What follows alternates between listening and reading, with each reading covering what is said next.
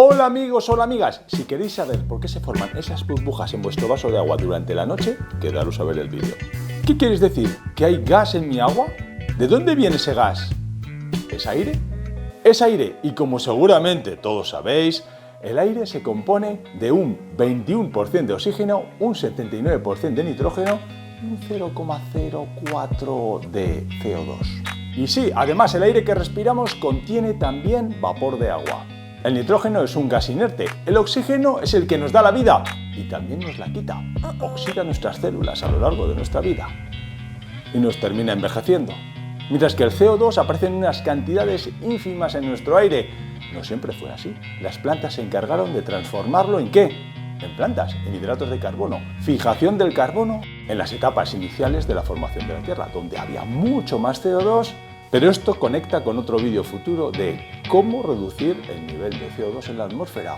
Sí, reducir la combustión, puede ser. Reducir las emisiones, puede ser. Pero lo más importante, plantar plantas. Pero volvamos al vídeo. Cuando un líquido y un gas están en contacto, estos interactúan. Es decir, parte del gas pasa a disolverse en el líquido y parte del líquido pasa a mezclarse con el gas. Vamos un poco más despacio. Todos hemos escuchado la expresión humedad relativa del aire. Y sí, es la cantidad de agua contenida en el aire. Que si es demasiado alta, nos asfixiamos, por ejemplo, en una sauna, que está al 100%. Mientras que si es demasiado seca, en ambientes extremadamente secos, nos deshidratamos, por ejemplo, debajo del 30%. El ser humano vive confortablemente entre un 40 y un 60% de humedad. Pero bueno, esta humedad relativa que hemos experimentado todos en los baos de una ducha, en la sauna, la vemos en la formación de las nubes, es tan solo una parte de la historia, es decir, la mezcla de vapor de agua en el aire. La otra parte es ¿qué le ocurre al agua? Esta es menos conocida, pero ocurre exactamente lo mismo. Parte del gas termina disolviéndose en el líquido. Así pues, parte de ese oxígeno, de ese nitrógeno, de ese CO2 están disueltos en el agua. Gracias a este oxígeno disuelto en el agua pueden respirar los peces, porque los peces también respiran oxígeno. Lo único que lo hacen a partir del oxígeno disuelto en el agua y no del oxígeno mezclado en el aire. Todos recordamos los refrescos con burbujas, ese gas CO2 disuelto en el refresco que tanto nos gusta en verano. En función de la temperatura ambiente, la cantidad de vapor de agua mezclada en el aire puede ser mayor o menor. Es como si el aire, conforme está más caliente, pudiera contener más cantidad de agua, absorbiera más agua. Y por el contrario, conforme el aire se enfría, disminuye su capacidad de contener esa agua y libera ese exceso en estado líquido. Pero veámoslo con un ejemplo. Imaginemos, tenemos la superficie del mar, tenemos el sol impactando sobre la superficie del mar, tenemos el aire en contacto con dicha superficie. Parte del agua va a evaporarse y va a pasar al aire.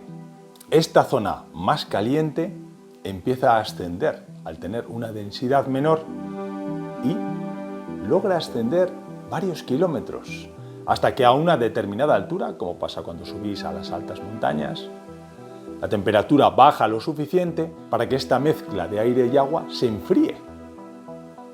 Y por tanto, el agua que estaba mezclada con el aire no pueda permanecer durante más tiempo en estado gaseoso y condense. Sí, allí es donde se genera la lluvia. ¿Veis? Formación de nubes a nivel de suelo, al principio invisibles. No vemos la nube normalmente formarse a nivel del mar y ascender. Simplemente porque se trata de gases no visibles. El oxígeno, el nitrógeno, el vapor de agua es todo invisible.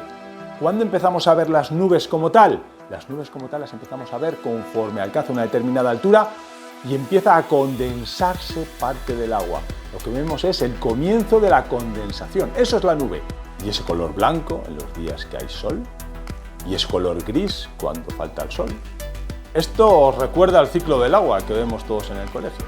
Si veíamos el comportamiento del agua en el aire, ahora vamos a ver el comportamiento del aire en el agua. Porque sí, amigos, amigas, pasa algo parecido. Conforme sube la temperatura en el líquido, el gas disuelto en él tiende a pasar de nuevo a fase gaseosa y logra escapar del líquido. Un ascenso similar al que acabamos de ver en la nube, por una diferencia de densidades. De la misma forma, si el líquido está más frío, puede contener más gas en disolución. La disolución de los gases en los líquidos no depende solo de la temperatura, depende de una variable que a su vez también depende de la temperatura, que se llama la presión de vapor. La presión de vapor es característica de cada gas. Es decir, que si tenemos oxígeno y nitrógeno disueltos en el agua, cada uno tiene su presión de vapor característica para esa temperatura. Bueno, esto es lo que anuncia la ley de Henry. Y es que la cantidad de gas disuelto en una disolución es directamente proporcional a la presión parcial del gas, siempre que no existan reacciones químicas entre el gas y la disolución o que exista el fenómeno de la disociación. ¿Veis? Por tanto, no nos fijamos solo en la temperatura, nos fijamos en la presión de vapor. Imaginaros una lata de refresco, sí, de las que tiene burbujas. Gracias a que está a presión en un sitio confinado, puede tener en disolución mucha cantidad de CO2. Las burbujas. Todo cambia cuando abrimos. ¿De dónde salen todas esas burbujas? Estaban disueltas en el líquido. Pero ¿qué pasa si antes de abrir el refresco lo agitamos, abrimos y dejamos que la temperatura suba? Pues que prácticamente todo el CO2 escapará del líquido.